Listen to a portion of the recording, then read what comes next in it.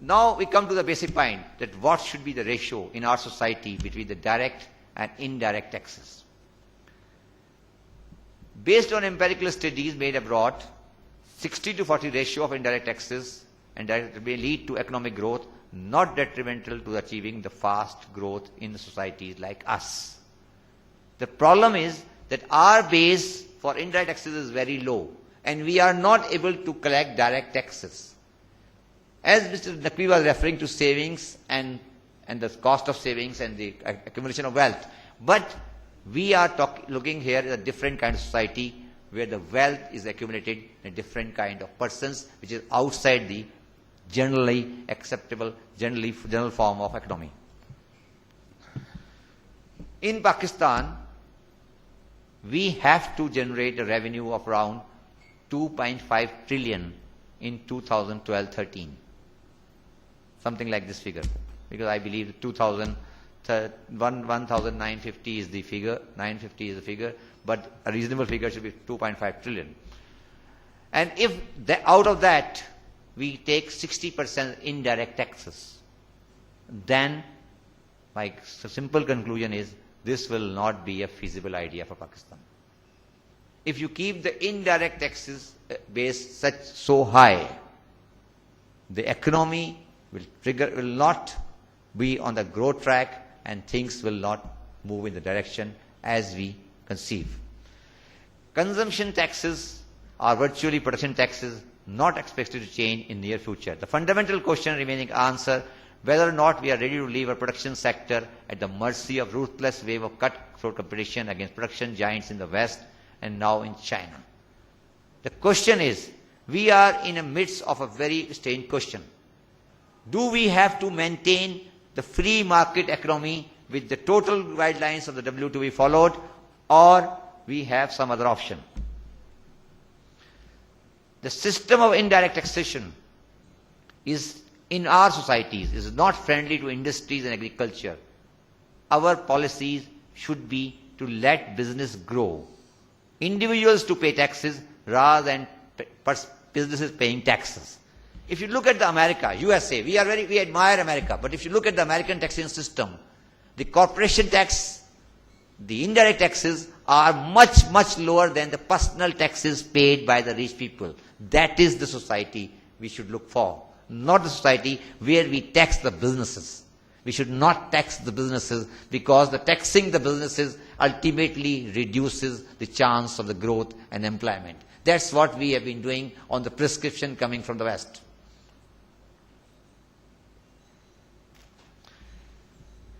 The problem is, the reason is that we have to collect tax and we cannot collect direct taxes.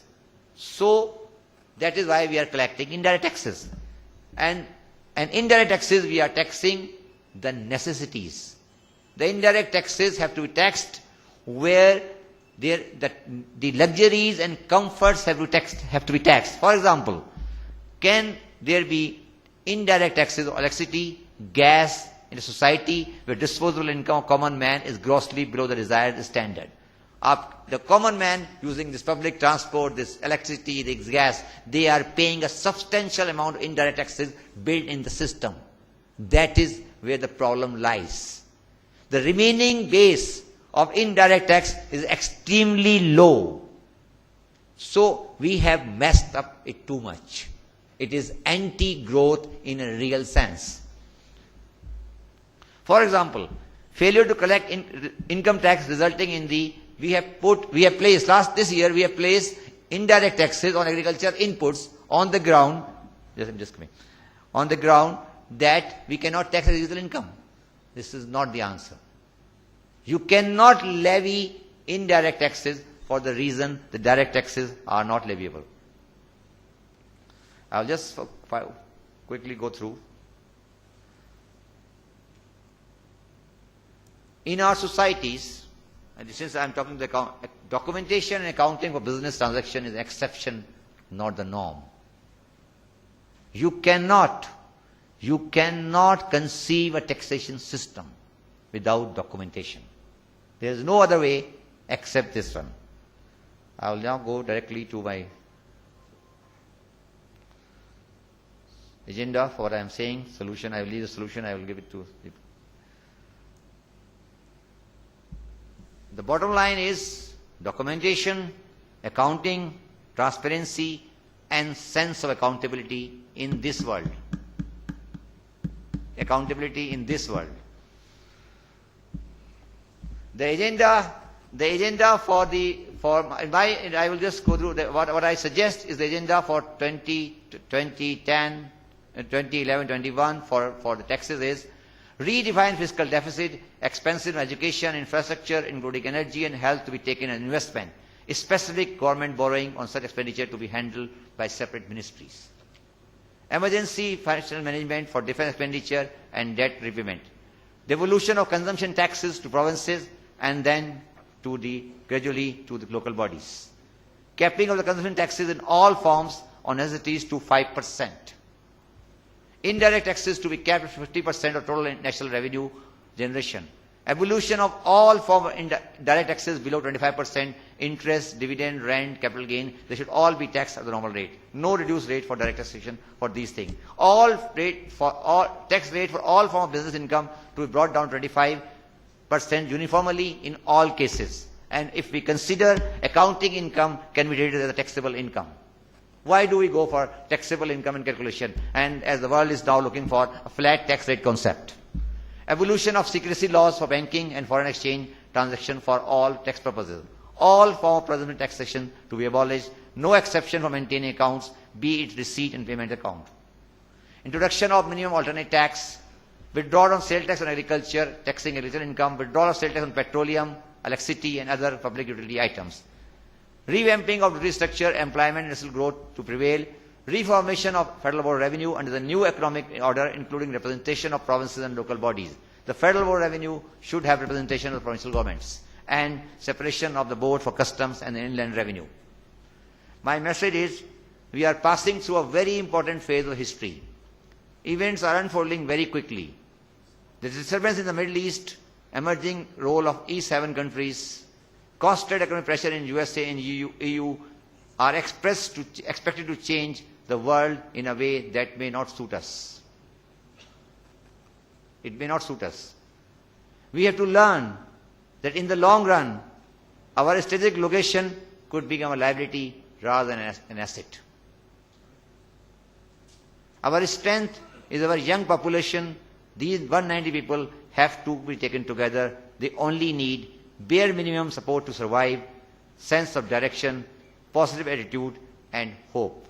Outsiders can diagnose. The cure will always be intrinsically local. Thank you very much.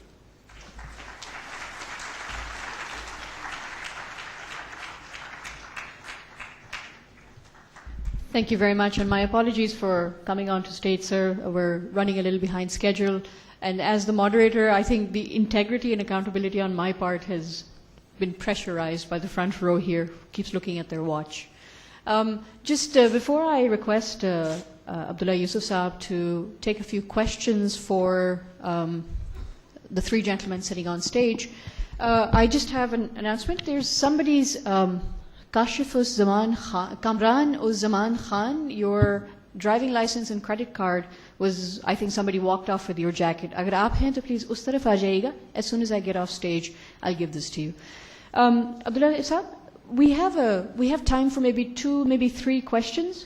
If you would like to just, if anyone has a question in the audience, please raise your hand. We have 2 ushers who can, sir, you have a question? There's a question up here.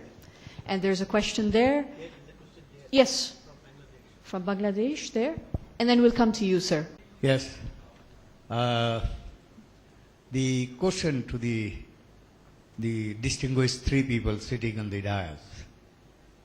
I think in this subcontinent, the critical issue is whether we should buy gun or we should buy healthcare or education. That's my simple question for this subcontinent at least. Thank you. I'll take this question. I think the point which I was making while giving an analysis of the developing economies, and that time was not permitting a detailed analysis, but there is a clear evidence that if we make investments on education,